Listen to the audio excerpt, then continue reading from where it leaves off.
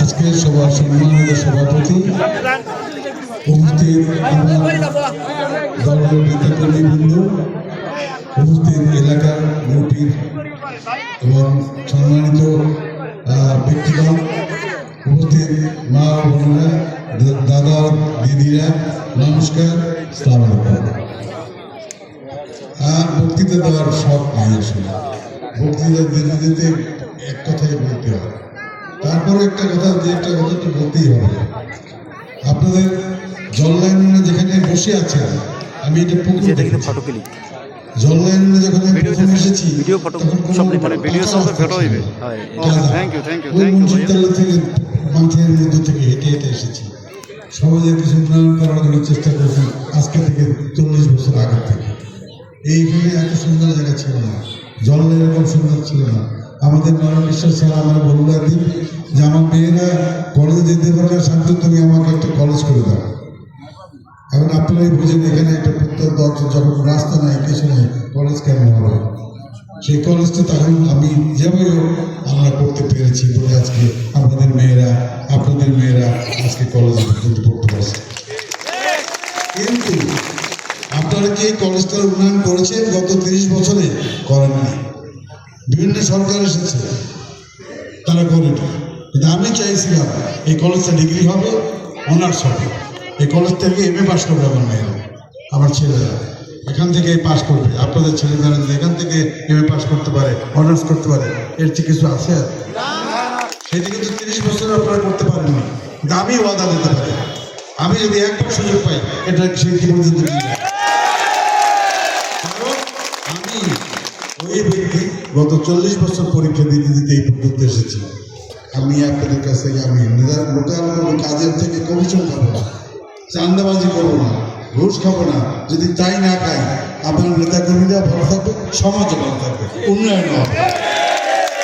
আমাদের নেতারা আপনাদেরকে আইসে বলে সালাম আলাইকুম ভাই, একটা ভোট দিয়েন, দাদা দিদি নমস্কার, আপনাদেরকে ভোট দিয়েন। আমি ভোট চাইতে আসি না। আমি কিছু কাজ করার সুযোগ যদি আপনারা করে দেন, আমি কাজ করব। সেই কাজের সুযোগ যদি আপনারা দেন, তাহলে আমি সেই সুযোগ গ্রহণ করার জন্য এসেছি।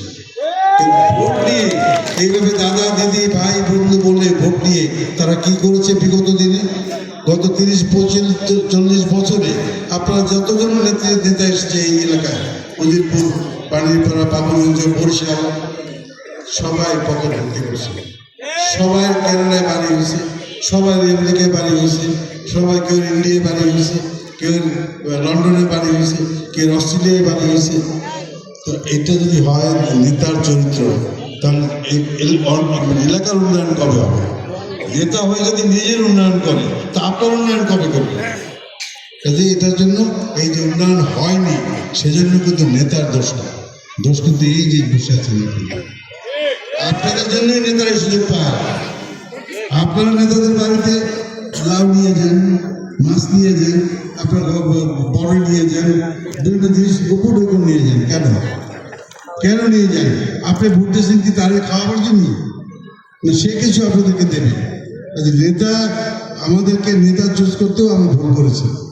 নেতাকে আপনাদের যেসব নেতাকে আমরা ভোট দিয়ে বানিয়েছি, সেখানে আমরা ভুল করি নাই। তাইলে কাজে আমাদের ভুলের মাসে তো আমরাই দেবো নাকি? নেতা তো চলে গেছে, আর আসবে না, আবারও আসবে ভোট চাইতে, আবারও কিছু টাকা পয়সা দেবে, আবার চলে যাবে। কাজে আমার কথা একটাই, সমাজের উন্নয়ন করতে হলে আপনারা সঠিক নেতৃত্বকে দেবেন। আজকে আমাদের প্রতিপক্ষ যে নেতা বলে, আমাদের বক্তৃতায় নেতৃবৃন্দ বলেছে জামাতে ইসলাম, আমি তার সম্বন্ধে বদনাম বলতে চাই না। যারা মুরব্বী আছেন, যারা দিদিরা আছেন, বাসায় গিয়ে আপনার মাকে বা পিসিমাকে জিজ্ঞেস করবেন যে 1971 সালে 3 লক্ষ মহিলার সম্মানহানি করেছে। 3 লক্ষ মহিলারা সেফ না, একটা ধর্ষণকারী দল।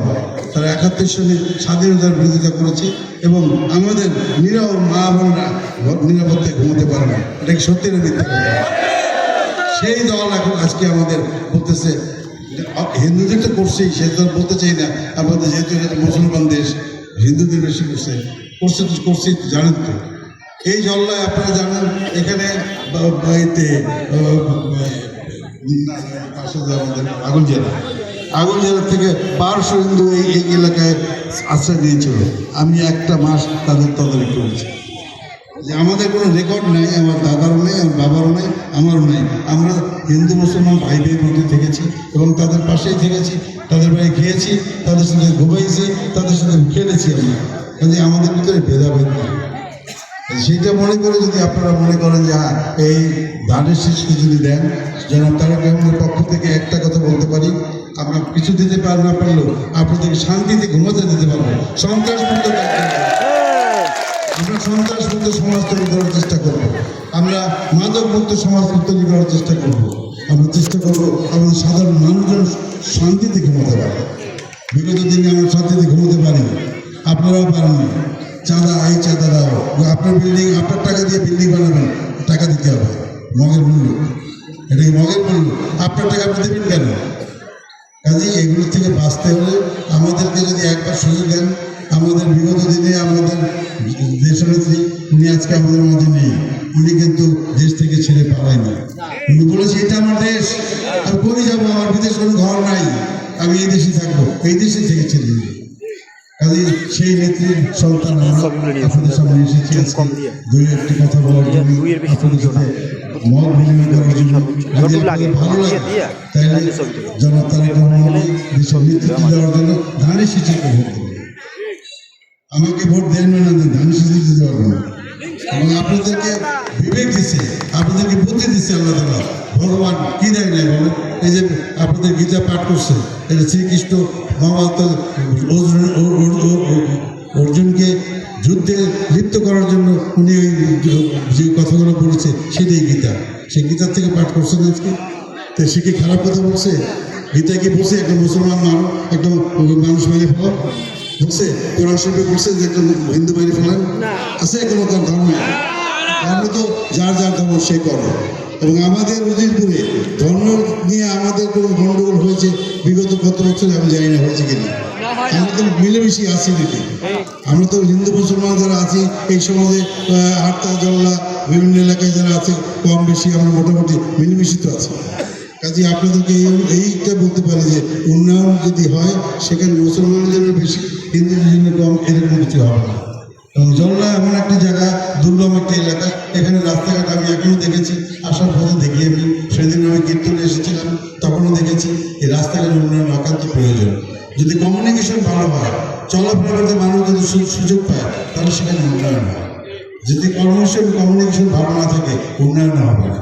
কাজেই আমি চেষ্টা করব যে এই সমস্ত রাস্তাঘাট, স্কুল, কলেজ, মসজিদ, মাদ্রাসা, মন্দির যা আছে এখানে তার উন্নয়ন হবে এবং সেখানে কোনো চাঁদাবাজি হবে না। 10 টাকা স্যাংশন হয়, 10 টাকার কাজ হবে। যদি 100 টাকা স্যাংশন হয়, 100 টাকার কাজ হবে, সেখান থেকে আমার পকেটে কিছু যাবে না। আমাদের নেতাদের পকেট ভরতে ভরতে অনেক হয়েছে, এখন একটু সুযোগ দেন আমাদেরকে কাজ করার। একবার সুযোগ দিয়ে দেখেন, যদি আমরা অন্যায় করি আপনারা জনগণ বিচার করতে পারবেন না। আপনারা যদি জনগণ এখন আমি একা তো কিছুই নেই। যদি আপনারা যদি একতা আপনাদের ভিতরে থাকে তো সমাজের উন্নয়ন হবে, দেশের উন্নয়ন হবে, কাজে আপনার উন্নয়ন হবে। উন্নয়ন তো একার হয় না, যখন উন্নয়ন হয় তখন সমষ্টিগতভাবে হয়, সকলের উন্নয়ন হয়। কাজে আমাদের আগামীতে 12 তারিখে আমরা বিরোধী দলেরও খুব বেশি আরও অনেক ছোটো ছোটো দল আজকে শুনেছি তারা ইলেকশন করতেছে। আসলে আপনাদের মধ্যে তাদের মধ্যে যদি কাউকে ভালো লাগে তাহলে আপনারা তাকে ভোট দেবেন, তাকে জয়যুক্ত করবেন, সেটা আপনাদের ইচ্ছা। আমি কোনো দলের সমালোচনা করতে চাই না। আমরা একটা দল করি, আমাদের দলই ভালো মনে করি। আপনি একটা দল করেন, আপনার দলকে আপনি ভালো মনে করেন, ঠিক কিনা বলেন? আপনার ছেলে আপনার কাছে যত অন্যায় করুক সে ভালো ছেলে, ঠিক কিনা?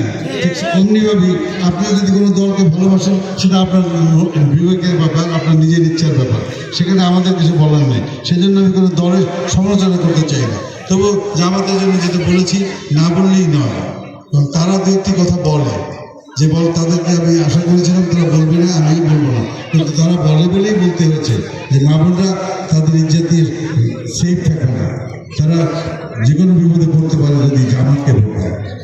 জামাত যে খেলা খেলতে শুরু করেছে আমরা সেই খেলা খেলবো না। এখনও তাদেরকে অনুরোধ করবো, এখানে যদি জামাতের এজেন্ট আছে, দু একটা থাকতেই হবে। আছে হয়তো, তাহলে বলতেছি আপনি বলবেন আপনার দলকে আমাদেরকে যেন খোঁচাখুচি না করে।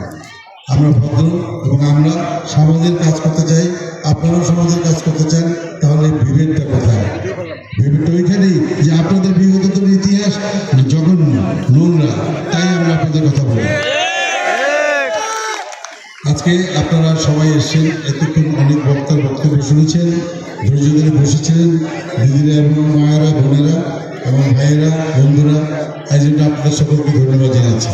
কারণ এরকম সাধারণত মিটিং মিছিলে হই হুল্লা হয়, চিল্লাচিল্লি হয়, বক্তৃতার সময় অনেক স্লোগান হয়, কিন্তু না স্লোগান, না বক্তৃতা, না কোনো হাসাহাসি, না কোনো শব্দ, নিঃশব্দভাবে আপনারা যে এত সুন্দরভাবে কথাগুলো শুনেছেন, সেজন্য আপনাদেরকে আন্তরিকভাবে ধন্যবাদ জানাচ্ছি। আপনারা আমাদের জন্য দোয়া করবেন, আমরাও আপনার জন্য দোয়া করি, আশীর্বাদ করি, আপনারা সবাই ভালো থাকেন। আর আপনাদের মুসলমান ভাই আছে, আপনাদের জন্য দোয়া করি, আপনারা ভালো থাকেন। এবং আমাদের দলের মহান মুক্তিযুদ্ধের স্বাধীনতার ঘোষক শহীদ জিয়াউর রহমানের আত্মঘাত কামনা করি, সে যেন অমর হয়, তার জন্য দোয়া করবেন। আমার মা, আমি কদিন আগে, আমার মা অনেক আগে মারা গেছেন, আমার বাবা মারা গেছেন, আমার কদিন আগে আমি এতিম হয়েছি। আমার মা মারা গেছে, আমাদের দেশনেত্রী বেগম খালেদা জিয়া, উনি আমাকে ছেলের মতো ভালোবাসতেন, যদিও আমরা বয়সে খুব ডিফারেন্ট না, কিন্তু উনি প্রথম প্রধানমন্ত্রী হওয়ার পরে উনি আমাকে ডেকে দল করতে বলেছিলেন, সেই থেকে আমি দল করি। আজকে বারবার না 3বার আমাকে নমিশন দিয়েছেন, 3বার একবার আমার চাইতে হয়, আমাকে সন্তানের মতো ভালোবেসে নমিশন দিয়েছে। আমি এই দলের কাছে আজীবন, বিএনপির কাছে আমি আজীবন কৃতজ্ঞ, নিজেকে উৎসর্গ করবো, বাকি জীবনদিন বেঁচে থাকবো এই দলের জন্য কাজ করবো, এবং দল আমাকে যেটা দিয়েছে সেটা ঋণ আমি কোনোদিন শোধ করতে পারবো না। তাই আমার মায়ের জন্য দোয়া করবেন, উনি যেন অমর হয়, ওনাকে যেন আল্লাহ তাআলা ফেরেশতাদের সর্বশ্রেষ্ঠ স্থান দান করেন, এবং আমাদের নেতা জনাব তারেক রহমান, উনি যেন তার মা এবং বাবার আদর্শে এই দেশকে পরিচালনা করতে পারেন, সেই আশীর্বাদ করবেন।